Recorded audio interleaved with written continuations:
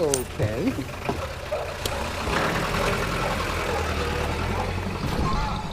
Reason appears to have fallen on hard times. Popular culture plumbs new depths of dump, and political discourse has become a race to the bottom. We're living in an era of scientific creationism, 9/11 conspiracy theories, psychic hotlines, and a resurgence of religious fundamentalism. People who think too well are often accused of elitism. And even in the academy, there are attacks on logocentrism, the crime of letting logic dominate our thinking. But is this necessarily a bad thing? Perhaps reason is overrated.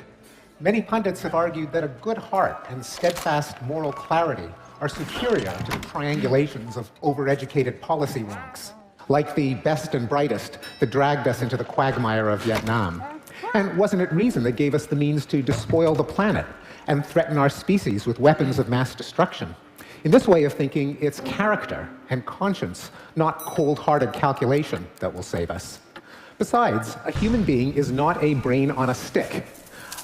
My fellow psychologists have shown that we're led by our bodies and our emotions and use our puny powers of reason merely to rationalize our gut feelings after the fact. How could a reasoned argument logically entail the ineffectiveness of reasoned arguments? Look, you're trying to persuade us of reason's impotence. You're not threatening us or bribing us, suggesting that we resolve the issue with a show of hands or a beauty contest. By the very act of trying to reason us into your position, you're conceding reason's potency. Reason isn't up for grabs here. It can't be. You show up for that debate and you've already lost it. But can reason lead us in directions that are good or decent or moral? After all, Hume pointed out that reason is just a means to an end, and the end depends on the reasoner's passions. Reason can lay out a roadmap to peace and harmony if the reasoner wants peace and harmony, but it can also lay out a roadmap to conflict and strife if the reasoner delights in conflict and strife. Can reason force the reasoner to want less cruelty and waste? All on its own, the answer is no.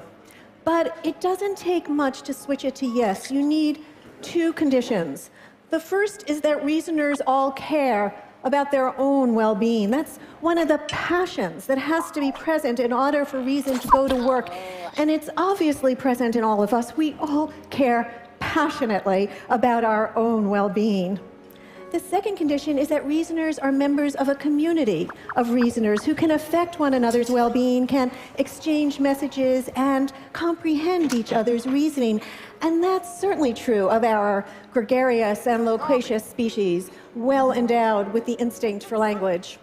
Well, that sounds good in theory, but has it worked that way in practice? In particular, can it explain a momentous historical development that I spoke about 5 years ago here at TED? Namely, we seem to be getting more humane. Centuries ago, our ancestors would burn cats alive as a form of popular entertainment. Knights waged constant war on each other by trying to kill as many of each other's peasants as possible. Governments executed people for frivolous reasons, like stealing a cabbage or criticizing the royal garden. The executions were designed to be as prolonged and as painful as possible, like crucifixion, disembowelment, breaking on the wheel. Respectable people kept slaves. For all our flaws, we have abandoned these barbaric practices. So do you think it's human nature that's changed? Not exactly. I think we still harbor instincts that can erupt in violence, like greed, tribalism, revenge, dominance, sadism. But we also have instincts that can steer us away, like self-control, empathy, a sense of fairness, what Abraham Lincoln called the better angels of our nature. So if human nature didn't change, what invigorated those better angels? Well, among other things, our circle of empathy expanded. Years ago, our ancestors would feel the pain only of their family and people in their village. But with the expansion of literacy and travel, people started to sympathize with wider and wider circles: the clan, the tribe, the nation, the race, and perhaps eventually all of humanity. Can hard-headed scientists really give so much credit to soft-hearted empathy? They can and do. Neurophysiologists have found neurons in the brain that respond to other people's actions the same way they respond to our own. Empathy emerges early in life, perhaps before the age of 1. Books on empathy have become bestsellers, like The Empathic Civilization and The Age of Empathy. I'm all for empathy. I mean, who isn't? But all on its own, it's a feeble instrument for making moral progress. For one thing, it's innately biased toward blood relations, babies, and warm, fuzzy animals. As far as empathy is concerned, ugly outsiders can go to hell. And even our best attempts to work up sympathy for those who are unconnected with us fall miserably short, a sad truth about human nature that was pointed out by Adam Smith. Let us suppose that the great empire of China was suddenly swallowed up by an earthquake, and let us consider how a man of humanity in Europe would react upon receiving intelligence of this dreadful calamity.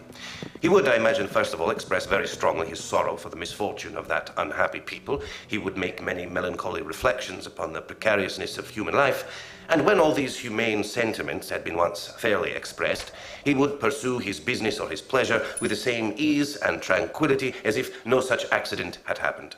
If he was to lose his little finger tomorrow, he would not sleep tonight, but provided he never saw them, he would snore with the most profound security over the ruin of 100 million of his brethren.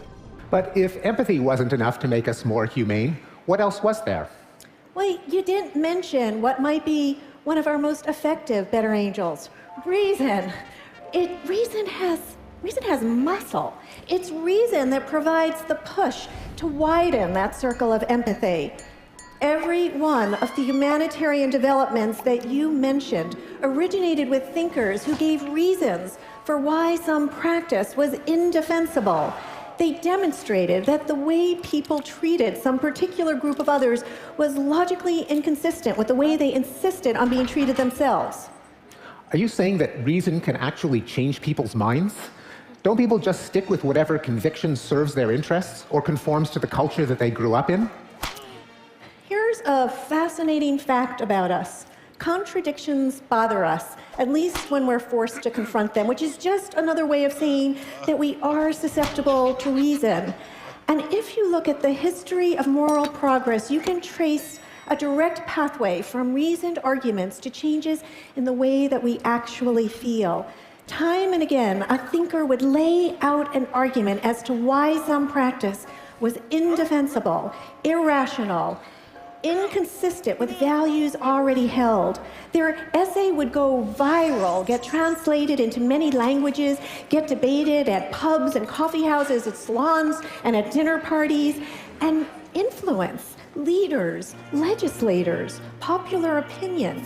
Eventually, their conclusions get absorbed into the common sense of decency, erasing the tracks of the original argument that had gotten us there.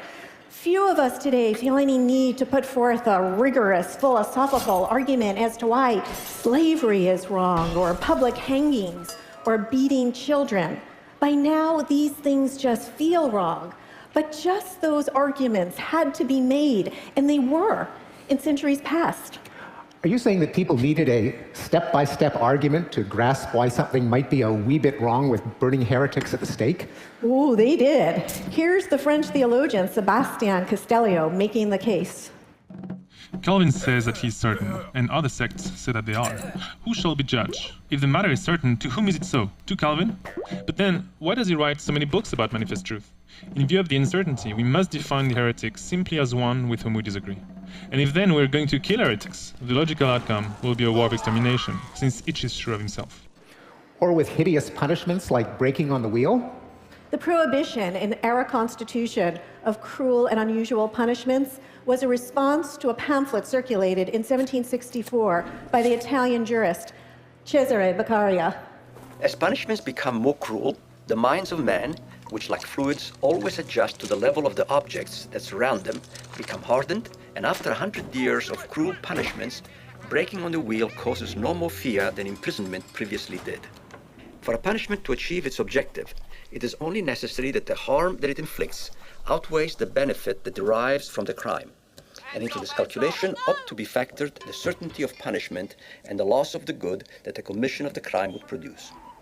Everything beyond this is superfluous, and therefore tyrannical. But surely anti-war movements depended on mass demonstrations and catchy tunes by folk singers and wrenching photographs of the human costs of war.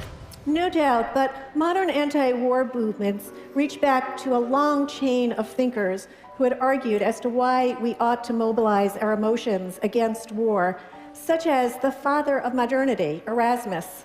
The advantages derived from peace diffuse themselves far and wide and reach great numbers.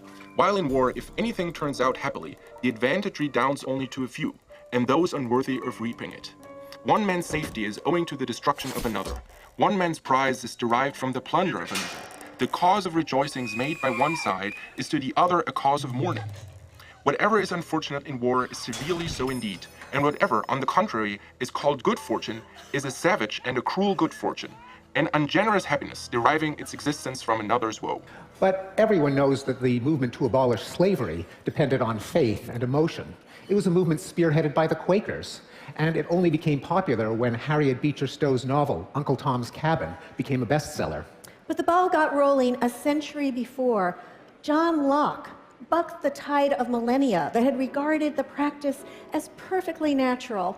He argued that it was inconsistent with the principles of rational government. Freedom of men under government is to have a standing rule to live by, common to everyone of that society, and made by the legislative power erected in it.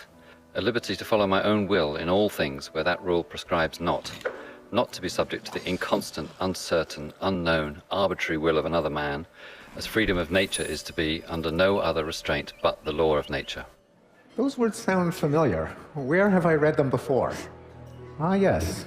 If absolute sovereignty be not necessary in a state, how comes it to be so in a family? Or if in a family, why not in a state? Since no reason can be alleged for the one that will not hold more strongly for the other. If all men are born free, how is it that all women are born slaves? As they must be, if the being subjected to the inconstant, uncertain, unknown, arbitrary will of men be the perfect condition of slavery.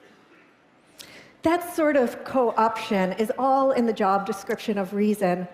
One movement for the expansion of rights inspires another because the logic is the same.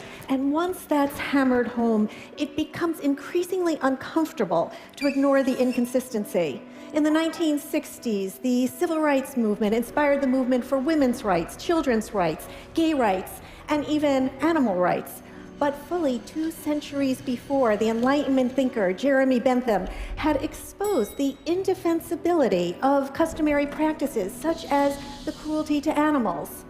The question is not, can they reason, nor can they talk, but can they suffer? And the persecution of homosexuals. As to any primary mischief, it's evident that it produces no pain in anyone. On the contrary, it produces pleasure. The partners are both willing. If either of them be unwilling, the act is an offence totally different in its nature of effects. It's a personal injury. It's a kind of rape. As to any danger exclusive of pain, the danger, if any, must consist in the tendency of the example. But what is the tendency of this example? To dispose others to engage in the same practices.